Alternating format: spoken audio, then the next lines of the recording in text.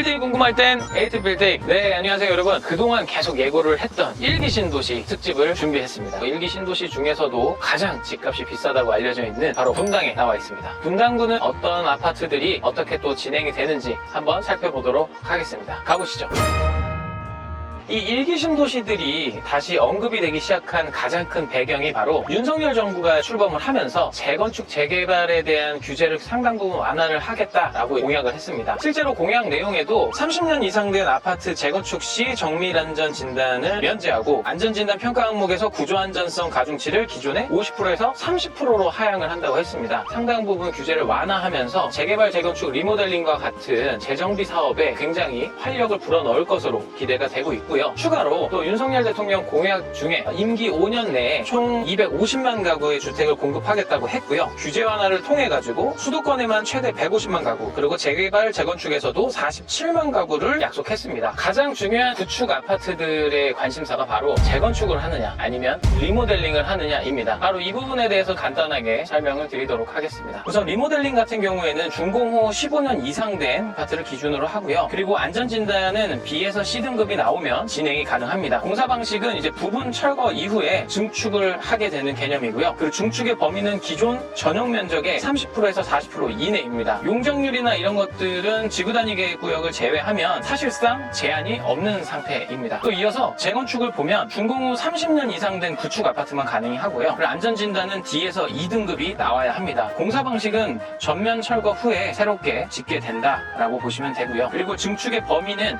용적률 이내에서만 지을 수 있게 되어 있고 용적률은 최대 300% 이내로 생각을 하시면 됩니다. 또한 국가에 기부 체납을 하는 부분도 있고요. 공공임대로 제공을 해야 되는 부분들도 조항이 있습니다. 그리고 초과이익 환수라는 조항이 있어서 3천만 원을 초과하는 경우에는 10에서 15%를 국가가 환수해가는 조항들이 있습니다. 추가적으로 가장 큰 차이점 중에 하나는 재건축은 이제 일반 분양 가구 수를 늘릴 수가 있기 때문에 지금보다 더 세대수가 많이 늘어나게 되는 것이죠. 그러다 보면 조합원들이 부담하는 분담금의 금액이 좀 줄어들 수 있고요.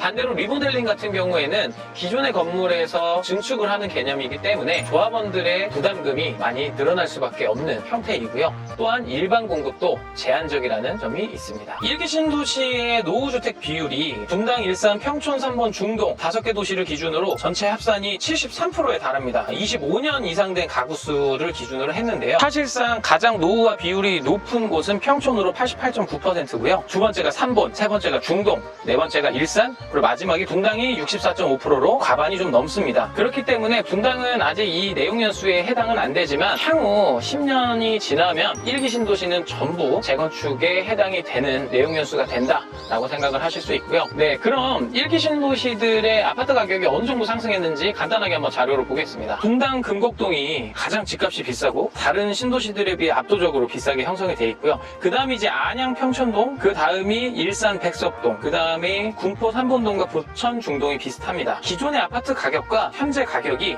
최근 1년 데이터를 기준으로 상승폭은 대부분 비슷하다.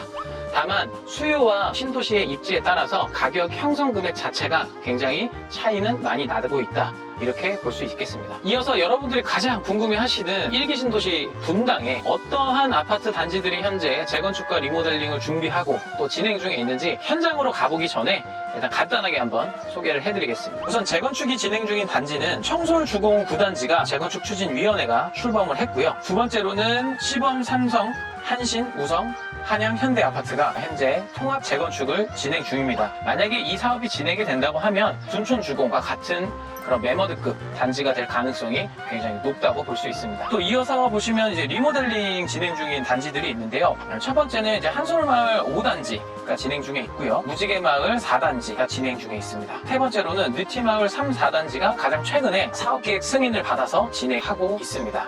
이 세 군데 중에서는 현재 이제 한솔마을 5단지가 가장 빠르게 진행이 되고 있고요. 현장을 가서 또 한번 살펴보도록 하겠습니다. 저희는 이제 분당구 구미동에 위치한 무지개마을 4단지에 나와 있습니다. 본 아파트는 분당에서 두 번째로 리모델링 사업계획 승인을 받은 단지인데요. 현재는 563세대의 주공 4단지로 되어 있고 리모델링이 완료되면 훨씬 세대수가 많이 늘어나겠죠. 현재 가격부터 살펴보도록 하겠습니다. 현재 23평형이 9억 6천에 거래가 됐고요. 평당 4,174만원에 거래가 됐습니다. 거래량도 상당히 많은 편이기는 한데요. 과거에 거래된 그래프를 보시면 2020년도 1월을 전후로 해서 4억 중반에 시작된 금액이 2년 만에 2배가 좀 넘는 금액이 상승이 됐습니다. 단순히 그동안에 이제 부동산 시장의 가파른 상승 뭐 이런 것들에 대한 요인도 있겠지만 이 아파트 단지 같은 경우에는 주변 아파트 단지에 비해서 리모델링 이슈가 있고 분당구 안에서는 두 번째로 사업계획 승인을 받은 그런 아파트 단지이기 때문에 이런 호재가 굉장히 직접적으로 영향을 미치지 않았나라고 생각이 됩니다. 네, 저는 지금 느티마을 3단지, 4단지에 나와 있습니다. 이 3, 4단지 같은 경우에는 두 단지를 합쳐서 총 1,700여 세대가 위치한 큰 대단지고요. 그리고 3단지 같은 경우에는 바로 앞에 탄천이 위치를 하고 있습니다.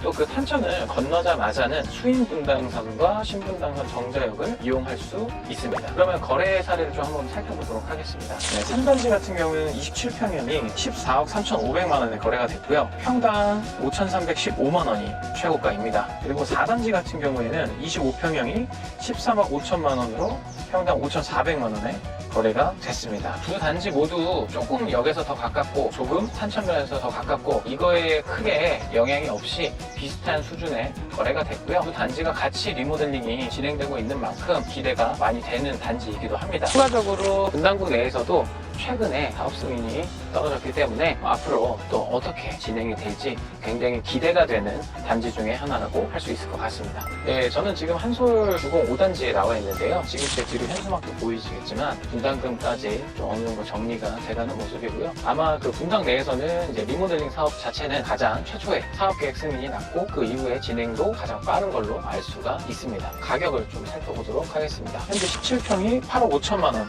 평당 5천만 원에 거래가 됐고요. 여기 같은 경우도 20년도 1월을 전후로 해서 2배 이상 상승을 하기도 했습니다. 물론 이 가장 최근에 거래된 것이 8억 5천이기는 하지만 거의 9억 이상의 가격에 거래된 사례도 있기는 합니다. 다소 특수한 경우가 있어서 조금 저렴하게 거래가 되지 않았을까 이런 판단은 되고요. 다른 아파트 단지들에 비해서 사업 속도가 빠르기 때문에 제 생각에는 9억 이상의 거래 시세가 형성이 되어 있는 게 맞지 않나라는 생각도 됩니다. 왜냐면 저희가 앞서 살펴본 이제 느티마을 같은 경우도 평당 5,300에서 5,500만 원까지 시세가 형성이 되어 있기 때문에 본 아파트 같은 경우도 가장 사업 진행 속도가 빠르기 때문에 그런 부분에 있어서는 상당 부분 메리트가 있지 않을까 이렇게 생각이 됩니다. 네, 저는 지금 현재 청솔주공 9단지 아파트에 나와 있습니다. 현재는 재건축위원회가 출범을 한 상태이고요. 6동밖에 안 되는 좀 작은 소규모 단지임에도 불구하고 위원회가 출범을 했고 윤석열 대통령의 공약 사항에 따라서 혜택을 수혜를 볼 수 있는 아파트 단지로 예상이 되기도 하고 있는데요. 거래 사례들을 보도록 하겠습니다. 현재 15평이 7억 933만 원에 거래가 됐고요. 평당 4,729만 원입니다. 거래량은 상당히 많은 편인 것 같고요. 2020년 1월 전후로 해서도 역시나 이 아파트 같은 경우도 2배에 가까운 그런 금액이 상승이 되었습니다. 작은 평형대에서 재건축이 되게 되면 조금 더 큰 평형의 아파트들로 바뀌지 않을까 이런 예상도 해보고요. 추후에 이 아파트가 또 어떻게 변화하는지도 지켜봐야 할 것 같습니다. 삼성한신, 그리고 한양, 그리고 현대, 우석 아파트 이렇게 총 4단지가 통합 재건축을 진행 중에 있고요. 만약에 이게 진행이 된다라고 했을 때는 이 4단지가 합쳐서 7천여 세대가 넘기 때문에 둔촌주공 재건축에 버금가는 대규모 재건축 개발이 아닐까 예상이 됩니다. 우선 이 4단지가 어떻게 거래가 되었는지 한번 살펴보도록 하겠습니다. 삼성한신 아파트 같은 경우는요, 22평이 12억 7천으로 평당 5,773만 원, 그리고 한양 아파트는 12평이 6억 7천으로 5,584만원, 그리고 현대 아파트 같은 경우는 21평이 11억 3천으로 5,381만원, 우성 아파트 같은 경우는 22평이 11억 5천으로 5,228만원에 거래가 됐습니다. 아무래도 서현역 쪽에 조금 더 가까운 아파트들이 조금 더 시세가 높게 형성이 되어 있지 않나 라는 생각은 됩니다. 대부분 이 4단지 아파트들 모두 지금 그래프를 보시면 2020년도 1월을 전후로 해서 거의 2배에 가까운 금액이 상승한 것을 알 수가 있습니다.